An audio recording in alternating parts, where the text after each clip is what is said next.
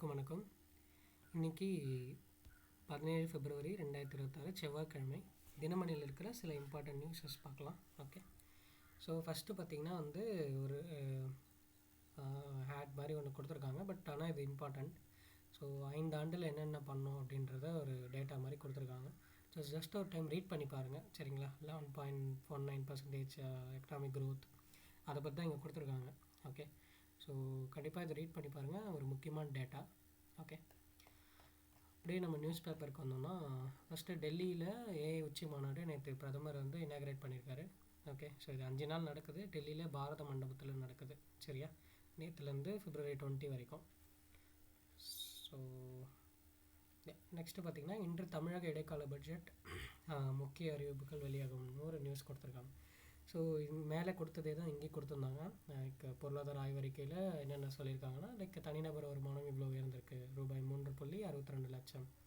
இது நாட்டின் சராசரியை விட 1.77% அதிகமாக இருக்குது. அதே மாதிரி வேலைவாய்ப்பு எம்ப்ளாயோட பார்ட்டிசிபேஷன் எவ்வளோ இருக்குது, தொழிலாளர்கள் பங்கேற்பு பார்த்திங்கன்னா 72.1% உயர்ந்திருக்கு. இது வேலைவாய்ப்பு குறைச்சிருக்கு, 3.5% குறைச்சிருக்கு அப்படின்னும் சொல்லியிருக்காங்க, சரியா? ஸோ இதுதான் முக்கியமான டேட்டாஸ், கொஞ்சம் நல்லா நோட் பண்ணிக்கோங்க. ஓகே, எக்ஸாம் பாயிண்ட் ஆஃப் வியூவில் கண்டிப்பாக ரிஃப்ளெக்ட் ஆகும்.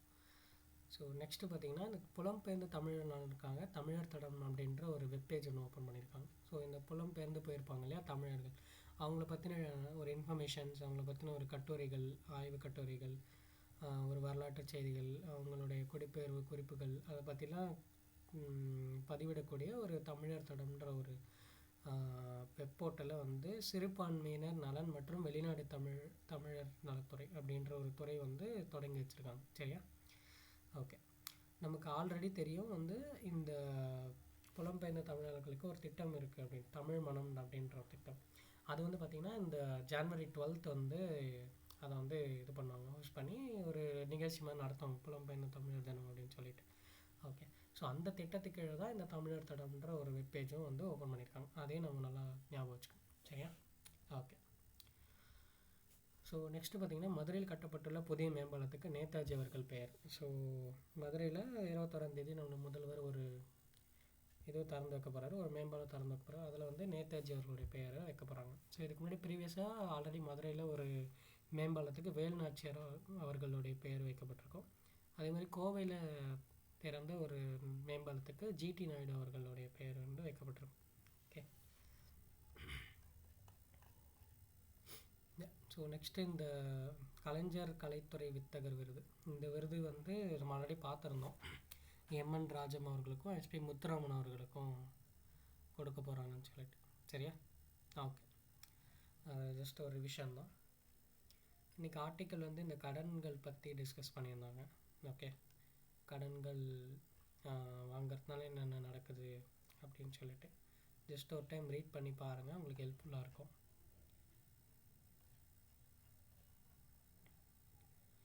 ஸோ இந்த மத்திய மாநில உறவுகள் பற்றி ஒரு அறிக்கை, நம்ம ஒரு குழு இருந்தது, ஒரு குழு 2015 போட்டிருந்தாங்க தமிழக அரசாங்கம். யார் தலைமையிலனா, உச்சநீதிமன்ற ரிட்டையர்டு ஜஸ்டிஸ் ஜார்ஜ் குரியன் அப்படின்ற.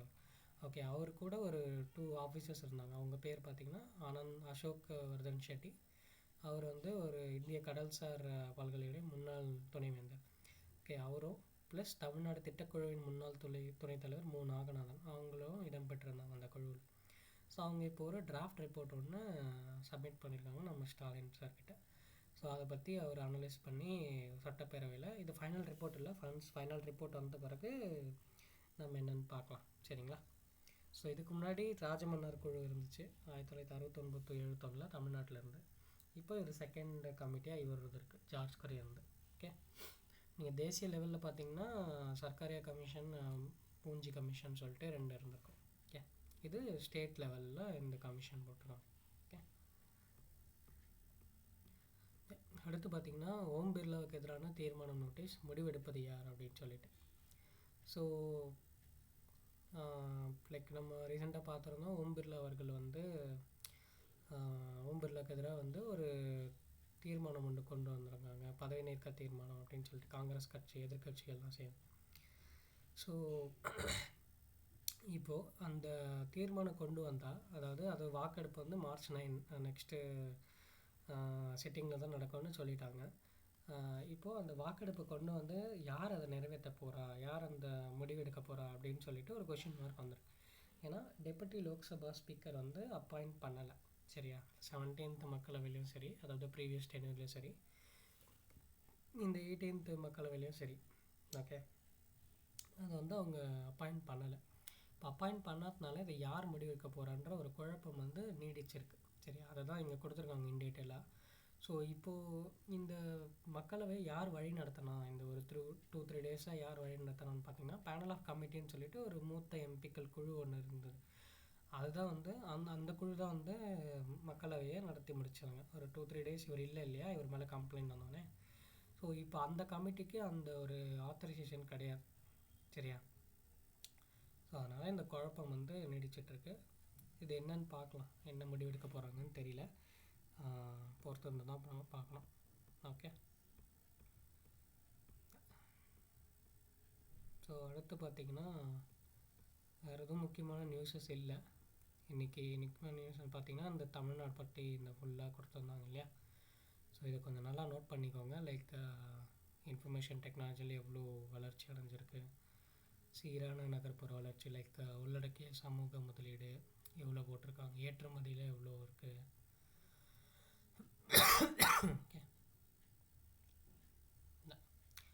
ஸோ இது நல்லா நோட் பண்ணி வச்சுக்கோங்க. இந்த பாயிண்ட்ஸு கண்டிப்பாக நமக்கு எக்ஸாம்ஸில் ரிஃப்ளெக்ட் ஆக வாய்ப்பு இருக்குது. சரியா, ஓகே, தேங்க்யூ.